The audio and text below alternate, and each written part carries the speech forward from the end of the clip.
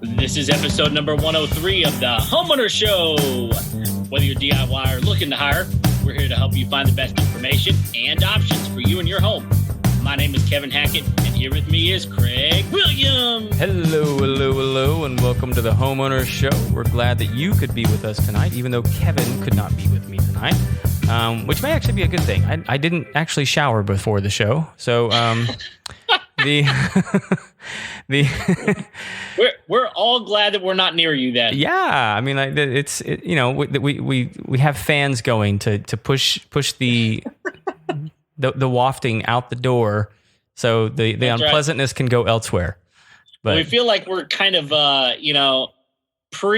back to semi-normal pandemic weird world right now because we are on a Zoom call tonight, which is not our normal. Let me tell you, it works. The traffic is back to normal. I'll tell you that much. Is it really? Yes. I mean, it's not full on, like 5 o'clock Houston traffic, but like there's a bunch of people out driving, which is weird because everyone's supposed to be at home taking care of their kids, going to school. Where are they going? I don't know. I don't know either. Most of them are going to the liquor store. That's what's going on. To and from the liquor. There's too many of them apparently because they can go all over the place to find them. Those I drive past those. Every single parking lot is full. Well, I'll tell you what's not going very fast. Uh-huh. Do you want to know? I do. Okay. So we have a new reptile at my house. We have a turtle. Oh, you haven't gotten rid of it yet? No. Craig, you're aware of this, but my mother-in-law brought us turtle eggs from the lake up in East Texas from Caddo Lake. And I don't know. I guess she just found them. I don't know. And they're dated. Like she dated them May 21st. And so they've been in a milk jug, like cut off milk jug with dirt. We got to keep them wet and all this kind of stuff. And one emerged about a week ago. And I think it wants to go to the pond. But my children, I've got I got a 5-year-old and an almost 8-year-old. They're not letting that thing go. Yeah, you got to convince them you're the turtle whisperer. Right. Yeah, and I'm like, okay, well, I don't even know what turtles eat. Like, I don't know what to do with it. I'm afraid we're going to kill the turtle. But we've got it in I'm not kidding. This thing is like the size. It's gotten bigger, but it's like the size of maybe like a $50. Yeah. And so it's really small. So we've got it in a roasting pan. Got some water in there and everything. And my daughter yesterday, she decided that the turtle wanted to walk around more than the space that the turtle had. And so she took it out and put it in our courtyard. And something in her brain went off and she decided, I got to go inside. So she goes inside and like an hour later, she's like, Daddy? I'm like, yeah. She goes, I think Timmy the turtle is lost. I said, Timmy the turtle is lost? What are you talking about? She said, well, I put him outside earlier in the courtyard and I can't find him. And so we start searching our courtyard for about 20 minutes. And our courtyard's not that big. Yeah. And she's bawling, thinking that she's killed Timmy the turtle, right? Right. And my wife finally comes out and removes for some reason we had a HEB bag in there. Obviously, we're trashy people, I guess. And she removes, she picks it up, and the turtle is inside this trash bag. Like, Timmy's gonna die soon if we don't get him out of there. I don't know why you didn't look there first. I guess not. I don't know. But anyway, so the thing is, and this is the crazy thing, there's 4 or 5 more eggs that have still yet to emerge. And so I don't know what's going to happen. We're going to have a little turtle farm around our house. You have to get creative with the name making. That's what you're going to have to do. Yeah. Well, Timmy was not very creative. But I think we're going to have a release party soon. We got to get rid of the turtle. So anyway, that's the news around the Hackett house now. Fun stuff. That and I also I did something that I didn't know if I was going to do, and that is I finally ran the battery all the way down on my Ego trimmer the other day. Yeah. So I got the 2.5 amp hour battery that came with it, and that sucker's huge. And, I've got quite a bit of weed eating around my house, and it is not, it just blows and goes. It's awesome. But my grass got a little high when I was gone on vacation, came back, and it was way too high. And so I had to mow that thing down with a weed eater before I could actually use my mower. So I literally weed eated like the entire yard. I've got you've seen my yard. It's not a small yard for a residential neighborhood.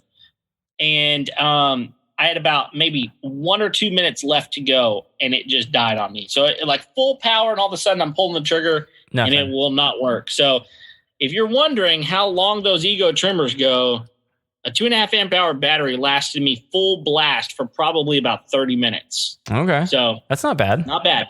Not bad at all. Well, and I'll tell anybody that's interested in checking one out. Ever since they pulled them from Home Depot, they're on a pretty good sale right now. You can pick them up pretty affordable. Are they? Yeah. So they're not a bad deal. And I'll tell you, I just picked up the Ryobi backpack sprayer. So I'm putting it through the ropes this week. We'll end up doing a full review on that later on. Cool. But the other big thing that's happening around the country right now is all the little chillins are going back to school. Only they ain't going anywhere.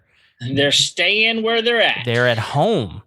And right. The thing, let me tell you, we have 4 kids going to school at my house right now, and each one of them is on a laptop or an iPad, and the item in the house that is most scarce is bandwidth.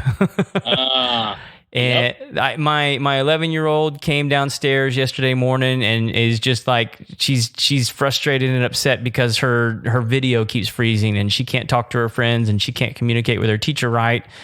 And it's like I don't know what to tell you. There's 3 other people using this thing right now, and so anyway, because of all of that's going on, we knew this was going to be coming up. We reached out to Tachus and we said, we want to talk to you guys. We need to bring you guys on the show. We want to talk about what it is to have a good internet service. We want to talk, for those of you that don't know, Tachus is a new internet service provider in our area that Kevin has actually been using. And so on the line, we've got Hal Brumfield, who is the CEO, and Carter Old, who is the president and CFO of Tachus. And they are with us tonight. We are super excited to get to chat with them and talk about all things internet. Thank you guys so much for being here. Yeah, thank you, Kevin. Thanks, Kevin. Appreciate you having us here.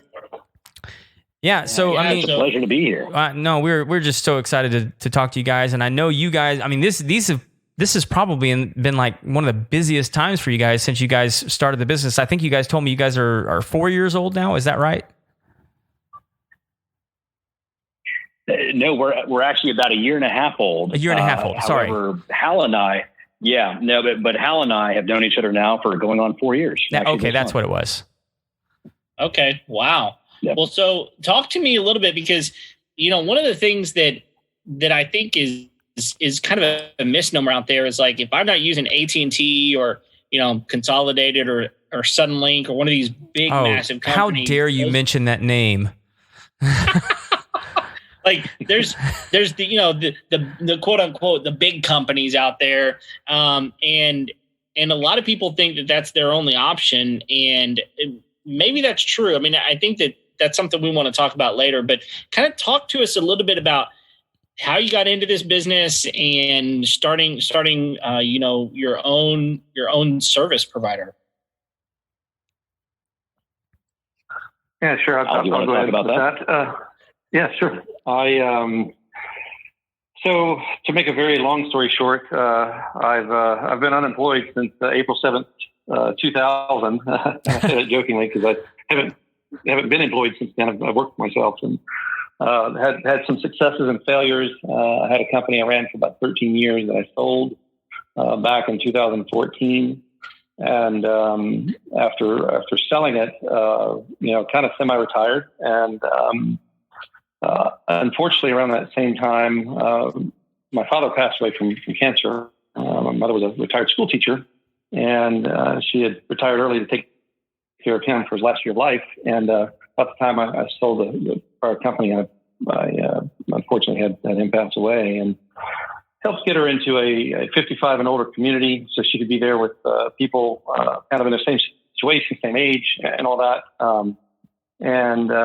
She got set up with internet, and I set her up with streaming TV, which she was, didn't know what streaming TV was in the world. Once I showed her that it was live, local and national TV, just like we have today with a guided DVR, she was on board. And her all-in bill between the internet and her streaming TV service was about $100 a month, of which 70 was her internet service. And everything was fine. She's a retired school teacher, fixed income. And you roll forward 12 months, and she goes out to the mailbox to get her 13th month bill. And it had gone from 70 to 150. Oh my gosh. Wow. Of course, she calls me all in a fit about, a $80 a month increase. Service hadn't gotten better. She didn't make any changes.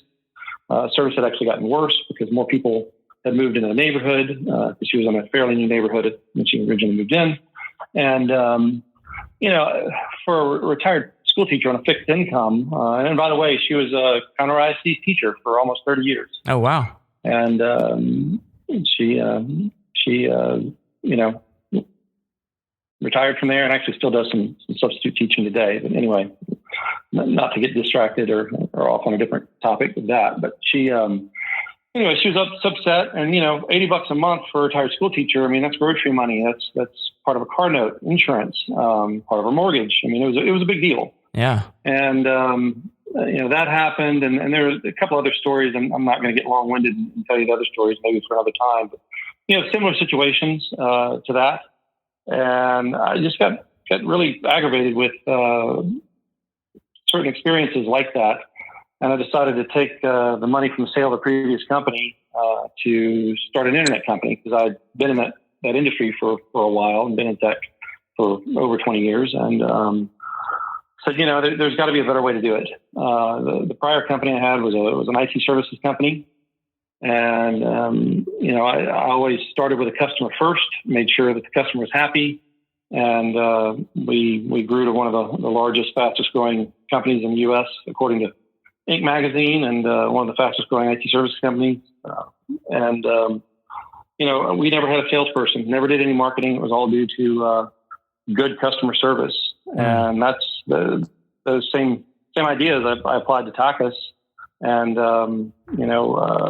roll forward, a year or two from that date, and I met Carter, and we, kind of just stayed in touch. And, one day we just kind of decided, we have some very complementary skill sets, and we very like-minded.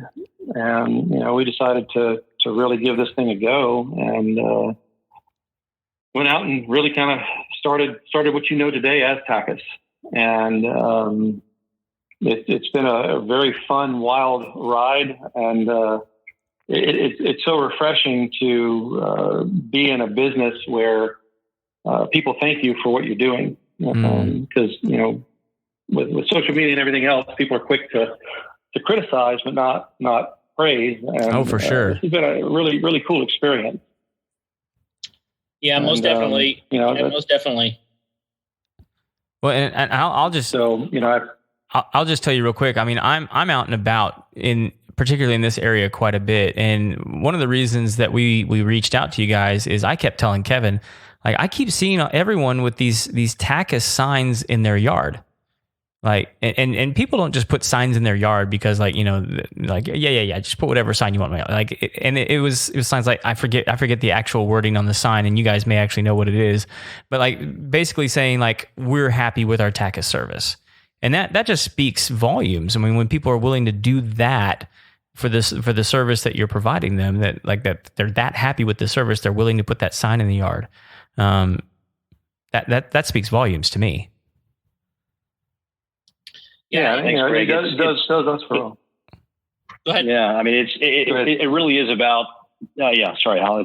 It really is about internet done right. I mean, both of us, and really, Hal is the architect behind it. And he spent several years perfecting it and trying everything else. I mean, I think it's probably safe to say, Hal, that you kind of backed into being a fiber to the home company, right? With Tachus, you wanted to provide the best experience and find the best way to do it, but you tried everything else from fixed wireless to 5G, to looking at, upgraded cable technologies. And we realized, really fiber optic cables are the linchpin of the communications infrastructure of the country. And so really the best way to do it is to extend that fiber network that businesses have, that enterprise grade companies have, that cell phone towers, have fiber, and bring that fiber all the way inside your home. And so that's really, internet done right. And we're blessed to have the resources, the backing, the fantastic team that we've assembled. It's now a team of 55 and growing, at least one a week now. Wow. That's our hiring pace. Really in the midst of all this, we've certainly been, on the one hand, it's strange to be in the middle of a global pandemic and with everything else that's terrible happening around us, and a lot of people's careers in jeopardy. But at the end of the day, I love win-win business propositions, because Tachus wins when our customers win, and they win by saving the money. They win by being able to educate their children from home, and actually work from home with a reliable, fast internet connection. And so really at the end of the day, it is internet done right. And the only way to do that is to do it from scratch. And so that's really been the story of Tachus over the past couple of years. And we've just been building this out. It's 100% organic growth of our network. And then we light up the network, and then the customers come. Well, and to kind of build off of that a little bit, and I don't want to disparage any other company, but is that been sort of the issue and the bad experience that you hear so often, is other companies trying to tap into other pre-existing lines and use those rather than building their own infrastructure like what you guys are doing? Yeah, certainly, Craig. I think that's where it begins, right? They have infrastructure that, depending on where you are, they've invested tens of millions, maybe billions of dollars into the ground, and they want to leverage that, right? They want to use what they have, and then they try to upgrade by patchwork. And so, but at the end of the day, what we're talking about is underlying technology that was the best of the late 20th century, right? So this is 1990s technology, cable technology, that is being, being tried to suit 21st century bandwidth consumption, right, and consumption that is now actually outpacing the underlying infrastructure. And so really what we're doing with Tachus is we're looking at the next 10, 20, 30 years, and we're building a truly generational network that it's a buried fiber optic network all the way inside your home. And so with minimal changes to it going forward, we can rise to whatever bandwidth consumption demand is there for the next couple of decades without any issues. So if I'm hearing you right, basically you guys are laying the groundwork not just for what you need right now, but for more than what you'll need in the future. So in other words, you'll be able to sort of tack it up later on if you need to. You'll be able to put more bandwidth going through that line, even more so than what you're putting through it right now. Is that what I'm hearing right? That's right. I mean, I'm not sure how familiar you are with fiber optic technology, but it's absolutely remarkable. Zero. Well, I'm going to do a terrible job of it, and Hal does a far better job than I. So I'm going to hand it over to Hal to talk about that. Okay. Thanks, Carter. There's an internal joke that we have. It's a little tongue-in-cheek saying is as soon as someone comes up with something faster than fiber, they've invented a time machine. Because fiber internet is light. It travels, your internet travels at the speed of light. And to give you a little background on, and again, I'm not bashing competition. I'm just talking about pure technology as a whole. Is with With the copper lines that are on the ground or on the poles servicing homes today, they have a single copper line that gets branched off into multiple neighborhoods and multiple homes as it passes the entrance to those neighborhoods. And similar to the freeways, we live in the Houston area. We know what happens at, try to be downtown at 8 o'clock in the morning or back home and leave at 5 to head that way. You get stuck in a grind of a traffic jam. Mm-hmm. And, we see that with internet. And there's a lot of similarities in those two as an analogy. What happens with copper is you take a neighborhood with, 50, 100, 1,000, 2,000 homes, and you funnel those all down into a single line or a single strand of copper, things slow down. So we see that today, with what I call a rush hour on the internet, where, at 5 o'clock in the afternoon, things slow down until about 9 or 10 o'clock at night. Same thing in the morning if you happen to be at home, and especially right now with a global pandemic, with kids trying to work from home, kids trying to do school from home, parents trying to work from home, your Zoom meetings freezing up. It's because of that older legacy technology where you're on a single lane of traffic or a single copper line. With fiber, on the other hand, a single strand of fiber, which is about the size of a human hair, will carry 1 million times the traffic that single copper line will carry. So think about that for a second. One strand will carry 1 million times more than that copper line, and Tachus is putting hundreds of strands of fiber in these neighborhoods that we're building out. Wow. That's amazing. So that's why it just doesn't slow down. We don't see that rush hour happening, on our network.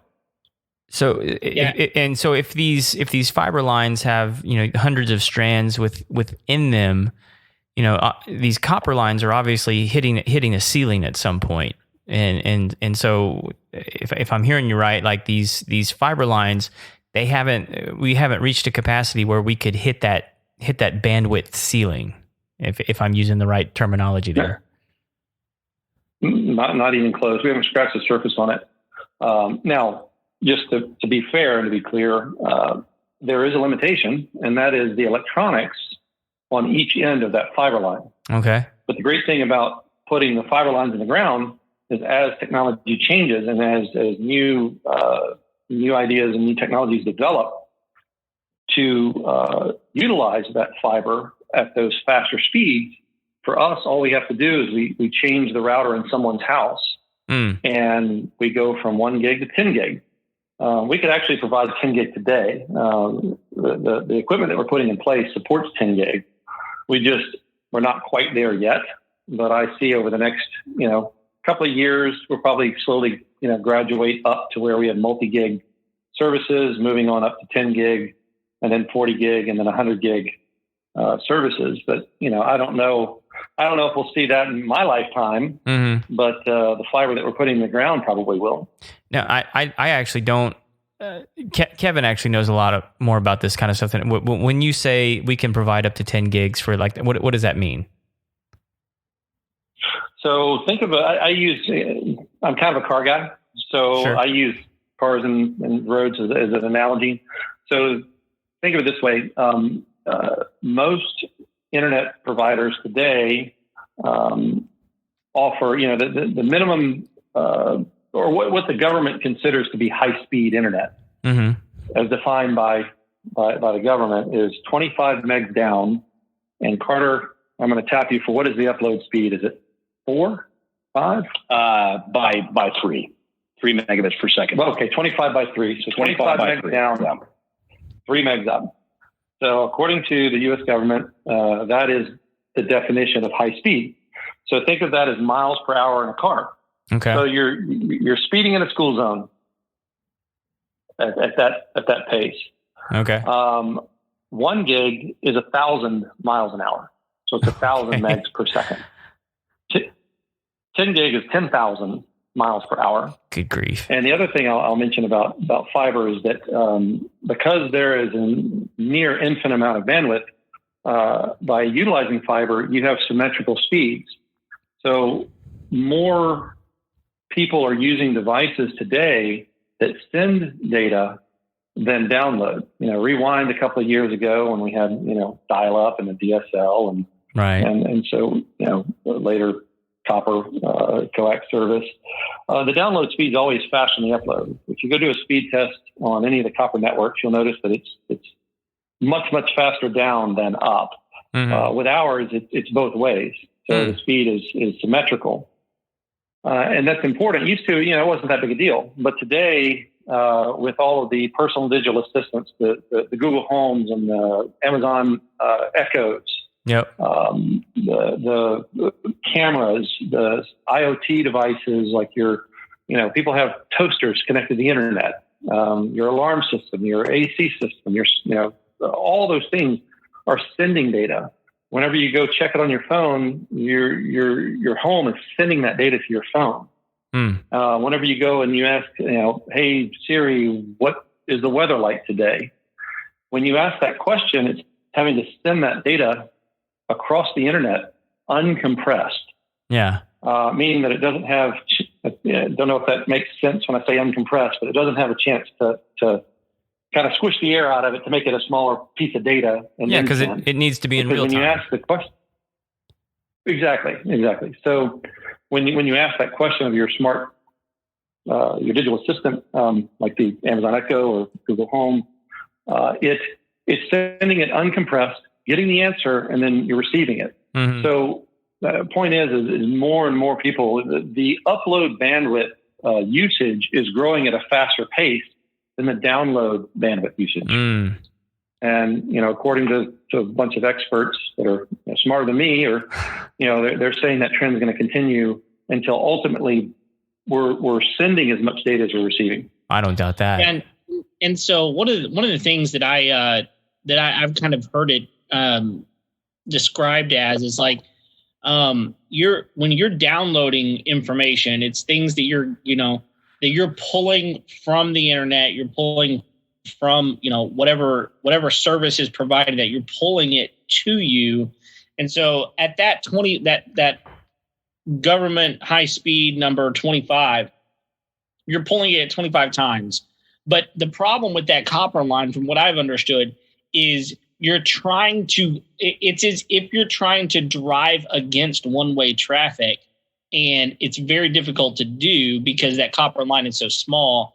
And so that's why you're getting like 3 up whenever you're getting 25 down. Is that a good way to kind of categorize that? Like you're just not able to get back through the line?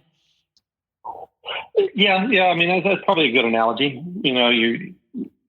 The reality is that copper has a finite amount of bandwidth, and they are able to allocate so much up and down, and they choose to allocate more down than up, because historically we've downloaded more than we've uploaded. They could, they could offer a symmetrical service, but they would have to slow down your download. Okay. Yeah.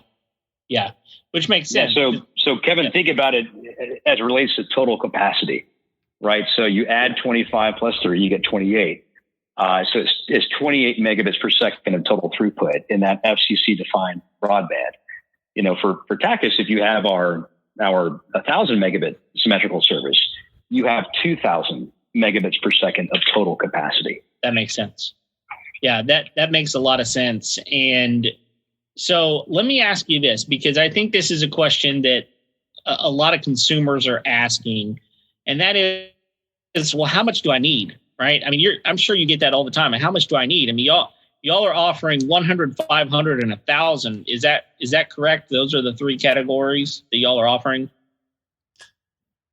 That's correct. Mm-hmm. Okay, so I've had people that are less familiar with bandwidth and with all of those sorts of things to ask, well, how much do I need? And my general answer is that's that's a difficult question to answer with just a simple question because of what you just said. I mean, it all depends on how many IoT things, which you mentioned, that means Internet of Things, how many Internet of Things you have at your house. So how many computers do you have? How many cell phones do you have? How many things, thermostats, alarms, I've got a Wi-Fi sprinkler system. So all of these sorts of things that are connected to your internet makes a difference in the amount of speed you need. But because I think what most people think is like, okay, well, if I'm streaming a show, then I want to make sure that I can get it. So I want the fastest I can possibly have because I want to be able to stream that show and not have any,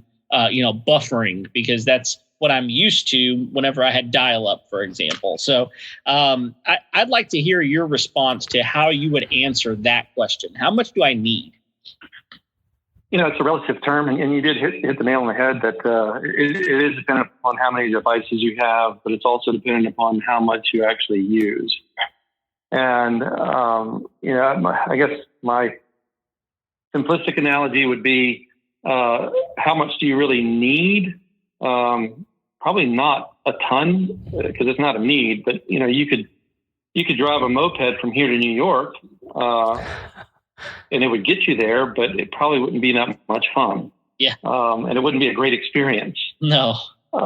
So, with bandwidth, the biggest thing that I see bandwidth helps with is streaming television, gaming, and if you have several devices, on your home network, cameras, thermostats, those type things.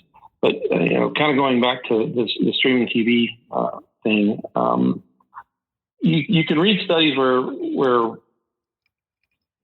people say you only need 30 megs of bandwidth to do Netflix. Well, that's probably accurate because you hit play, go make dinner, come back, and it started, and it's buffered enough to where the stream will be fairly stable. You'll only see the spinning wheel of death every 5 to 10 minutes, and it'll work on 30 megs.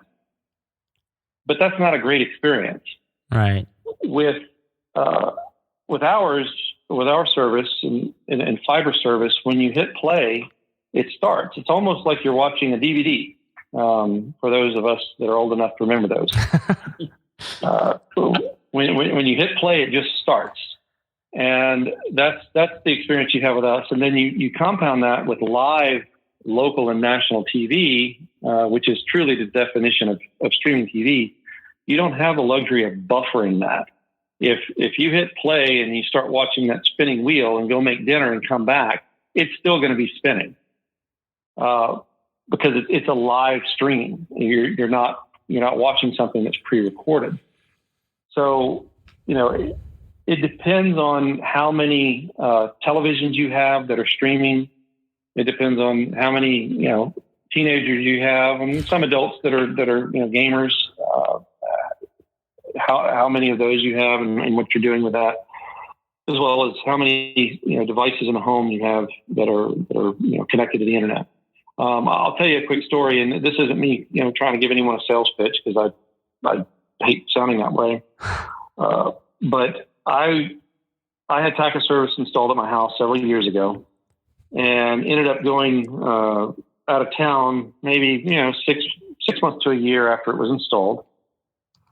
And I'm sitting in a hotel room, and I'm like, my gosh, this internet is so slow. And I did a speed test, and I had 100 megs on the internet of internet in the hotel room. And that's when kind of the light bulb went off, and I said, wow, now I kind of get it, because once you have it and you get used to it, you realize how slow 100 meg seems. And, that's a long-winded answer, but, going back to your original question, how much do you need? I don't need that much. It's really a question of what do you want your experience on the internet to be like? Yeah, and Hal, I'd also add to that. It's, you talked principally about the experience from a content perspective, a content consumption perspective too. You have to take that into consideration on top of how is your house configured? do you have a hardwired house? Meaning, do you have Cat 5e, Cat 6 cabling there that's actually able to accept gigabit service, or do you connect to a wireless router that distributes the signal from there?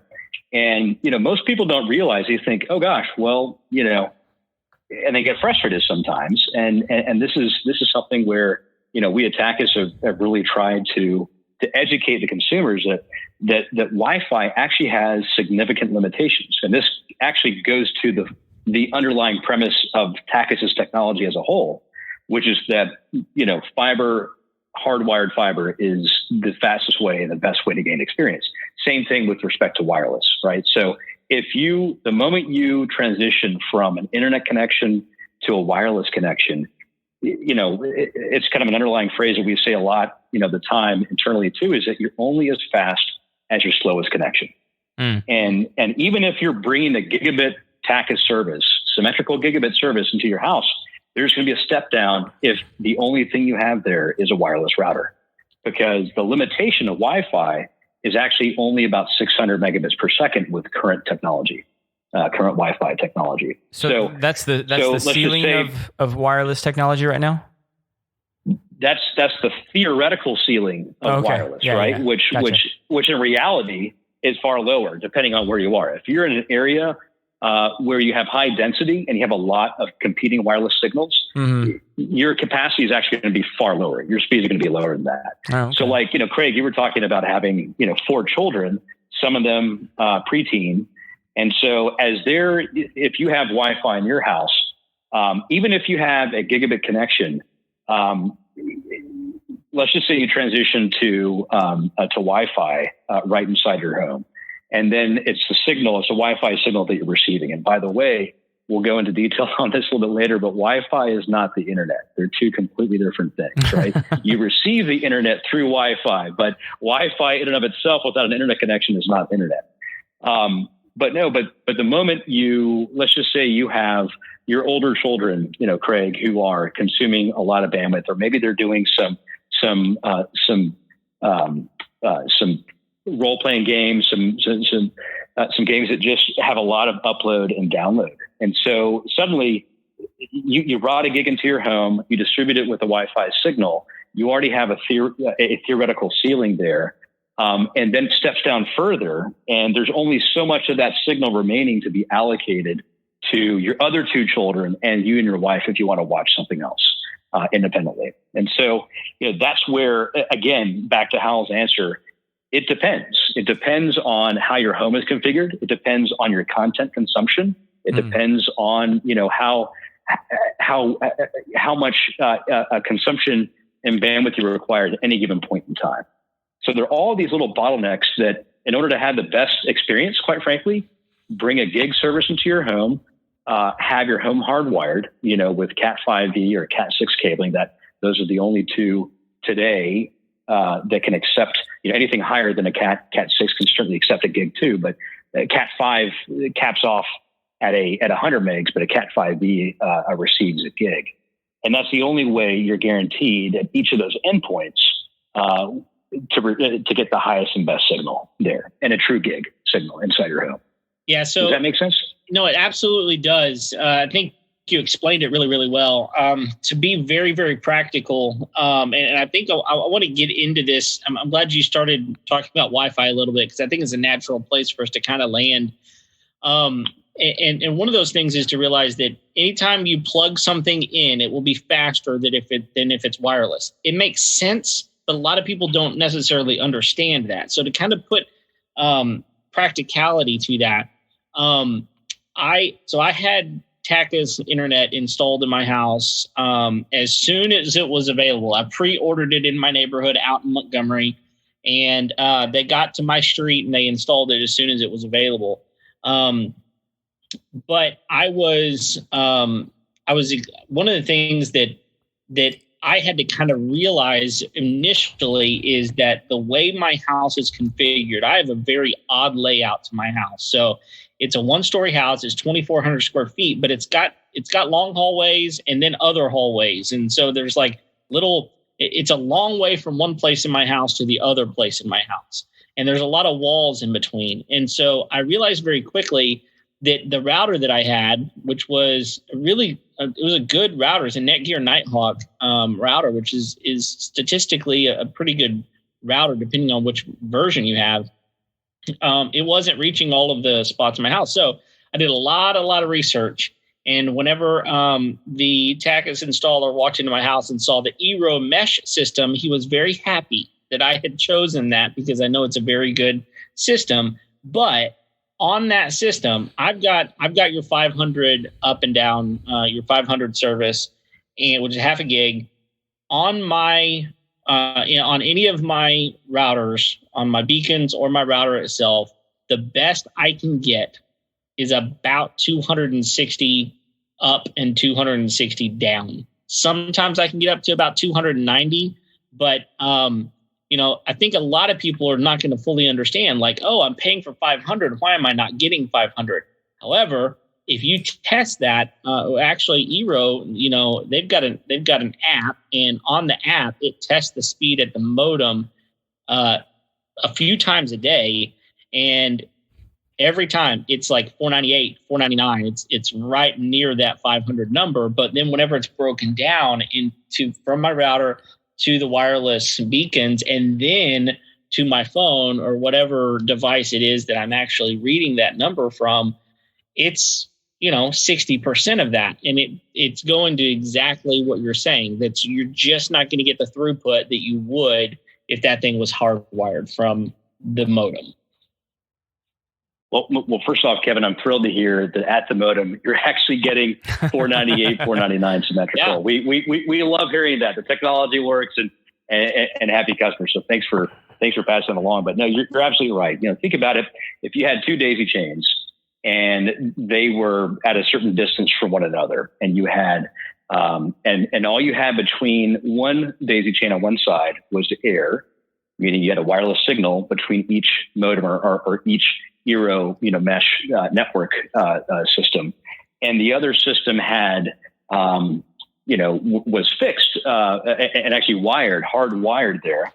At the end of that system, be it 100 feet away, even without having rooms in the way or walls in the way, the speed at the last modem in that wireless daisy chain would be less than the speed in the modem that is hardwired, if that makes sense. No, yeah, that makes a lot of sense. And so, I would tell a lot of people, especially those, we've had a couple of episodes on like home building, that kind of stuff. Like a lot of people are saying, you don't need hardwire in your house anymore because everything's gone wireless. But I'd like to hear your thought on that, because I've been telling people hardwire your house, like put the highest level of cable, Cat 6, Cat 7, whatever you can put in, the highest you can put in, because at the end of the day, the more things you can hardwire, the better your speeds are going to be forever. Absolutely. I would not recommend skipping the hardwiring inside the home, whether you use it today or in the future, because at some point you'll probably want to put that in. To add a little bit more to the wireless side, two things I wanted to bring up was one, using Carter's analogy of having the device's daisy chain. I'll say it a little bit different way. Is if you have A is the one that's hardwired, B is another beacon or repeater that sits in the middle, and C is your device. Your device is connected to B, and B is connected wirelessly back to A. The B device has to split its bandwidth or its throughput to talk back to A and C being your device. So every time you go from A to B to C, your throughput will be cut in half. And that's exactly why you're seeing 250 or so on the wireless side, but you're seeing 500 running a test that's hardwired. Because it's having to take half of its bandwidth to communicate back to the main router or the main hub that is hardwired. Yeah, so it's not that you're not getting that speed, it's that you're not testing it at the right spot. Correct. And, that another thing I'll say is we get the question often of, like you have a 500 meg service, but you're only seeing 250 on the wireless. Why do you need 500? And the answer to that is, if it was just you and your home, I would say you don't need it. But if you have multiple people in your home, each one of them is getting that 250 meg speed, and each device connected is getting that 250 meg speed. So you have two devices that are sending and receiving traffic at that speed. Well, 250 and 250 is 500. So it's utilizing the full 500 meg bandwidth. And if you were to upgrade that to 1,000, well, even though everyone's still getting 250, your experience would be different. And it would be faster because now you have more bandwidth that's been shared out amongst all these individual wireless devices that are connecting to 250. Yeah, I think that's difficult. I think that's really difficult for a lot of people to understand because they're looking at their speedtest.net and they're just going, look, I'm not getting any higher speed, or I'm still experiencing lag time here and there. And I think there's a lot more to understand than we can possibly explain on here. But one of the things that I would like to hear you talk about also is what makes one router different than the other. And before we do that, I think I'm realizing we're using terms that I'm not sure that everyone fully understands. So what's the difference between a router and a modem? So I'm trying to think of an easy way to describe that or explain that. So a modem is when you connect your device to a modem, you are directly connected to the internet. You are on the public side of the internet. Think of it as an analogy might be if the outside world is the internet and you're inside your home, when you step outside, you're not protected by your home anymore. You're exposed outside. This is a really bad analogy. I can't think of one. I love it. Off my head. It's basically you're saying that it's completely. I'm just glad you're answering that now. He jumped on this grenade for you. I think so many people. That's right. Thanks, Hal. Yeah, exactly. He's a great people partner. don't understand this. I think it's a really good analogy. Is basically you're saying that a modem provides completely unfiltered internet. 100%. It's the most toxic version of the internet, right? Yeah. Do you need a job? Because you explained that a whole lot better than I did. Oh, let's talk after we're done. You never know. But yes, Hal, would it be a good analogy to say that a router instead of the modem where you have that direct connection, that direct connection to toxic internet there that Kevin talked about, that it's that a router instead is more like a repeater or amplifier? Not really. I mean, maybe repeater might be a little bit of an analogy, but a router, if you look at a router and you look at the little plugs or ports in the back of a router, you have an internet port or WAN port. WAN stands for Wide Area Network, or the internet. And then you have LAN, which are usually like 4+ that are kind of grouped together. So LAN stands for Local Area Network. What the router does is it puts kind of a filter in between the inside, or LAN, which is your inside of your home, and the WAN, or internet port. So you're kind of hidden behind this filter sitting inside a router. So said another way, a modem, you're wide open on the internet. There is no protection whatsoever. You're exposed to anybody and everybody on the internet. A router, on the other hand, gives you, depending on the router, will give you a layer of protection, kind of hiding you behind a filter, per se. And I hope that made sense for everybody. That was a bit of a question I wasn't really prepared for. No, well, and how that's yeah. No, and thanks for that too. I think a lot of our customers too, might have routers that have firewalls on them that actually end up slowing down the internet connection even further. Back to that, talking about that filtering there. Do you want to talk about that for a moment? Yeah, firewall is a really complex device and topic, but think of it as a wall. If you're inside a walled-in castle, or you're outside, well, the firewall is kind of that wall protecting you inside, on the inside, and you can allow certain people in and out of that wall. But in doing that, it does take some time to kind of check IDs, if you want to call it that, to allow those people in or out. The devices that we install have the ability to be a modem or a router. There's a setting that allows our customers to either be wide open exposed to the internet. And the reason you would do that is if you had your own router and you wanted to control that access in and out. Or we can set our device in routed mode, which does have a firewall on it. You are not exposed to the internet.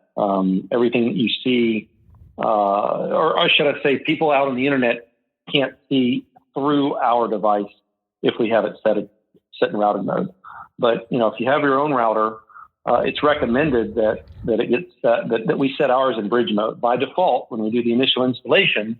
And unless you ask, we always set our device in routed mode.